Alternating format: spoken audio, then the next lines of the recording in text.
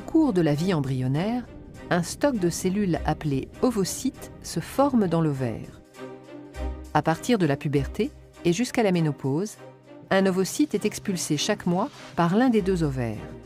Il est recueilli par le pavillon de la trompe et devient un ovule. L'ovulation est donc un phénomène cyclique, mais ne représente qu'une des nombreuses étapes du fonctionnement de l'ovaire. Au début d'un cycle, certains ovocytes se préparent à être expulsés. Ils sont contenus dans des follicules. La taille des follicules augmente pendant les 14 premiers jours du cycle. L'un d'eux devient plus imposant que les autres. C'est lui qui va libérer son ovocyte le 14e jour. Après l'ovulation, ce qui reste du follicule dans l'ovaire se transforme en corps jaune. Il se maintient pendant les 14 jours suivants, puis dégénère et le cycle recommence. Pendant ce cycle ovarien, un autre organe change d'aspect, c'est l'utérus. Pendant les 5 premiers jours du cycle, sa muqueuse est évacuée. Ce sont les règles ou menstruations. Cette muqueuse se reconstitue durant les 9 jours suivants, période au cours de laquelle sa taille augmente. Après l'ovulation et pendant les 14 derniers jours du cycle, la muqueuse change d'aspect. Elle forme une dentelle utérine très vascularisée. Ces transformations la rendent apte à recevoir un embryon au cas où un rapport sexuel non protégé s'est déroulé, donnant lieu à une fécondation entre l'ovule et un spermatozoïde.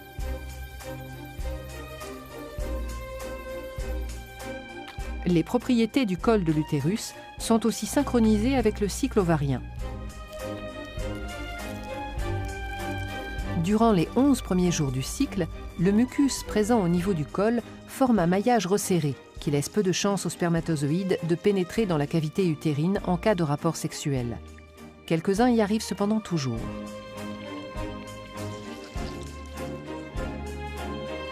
Dans les quelques jours autour de l'ovulation, du 12e au 16e jour environ, ce maillage se relâche. On dit que le mucus, ou glaire cervicale, devient filant. Il laisse passer les spermatozoïdes beaucoup plus facilement. C'est le moment où une fécondation a le plus de chances de se produire et de donner lieu à une grossesse.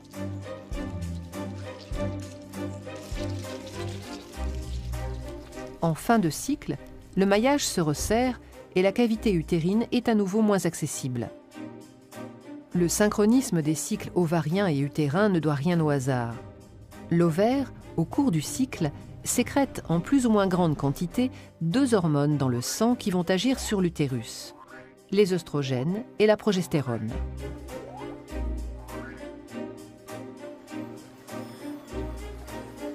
Au début du cycle, la concentration sanguine des 2 hormones est très faible. C'est ce qui cause les règles. Les œstrogènes sont surtout sécrétés pendant les 9 jours suivants. L'utérus réagit alors en régénérant sa muqueuse. Avant le 11e jour, la concentration limitée en œstrogènes agit sur le col de l'utérus en induisant un maillage resserré. Après le 11e jour, la concentration en œstrogènes atteint un seuil qui entraîne le relâchement du maillage de la glaire. Elle devient filante. Après l'ovulation, 14e jour, c'est surtout la progestérone qui est sécrétée. Cette hormone induit les transformations de la muqueuse et le retour à un maillage serré de la glaire cervicale.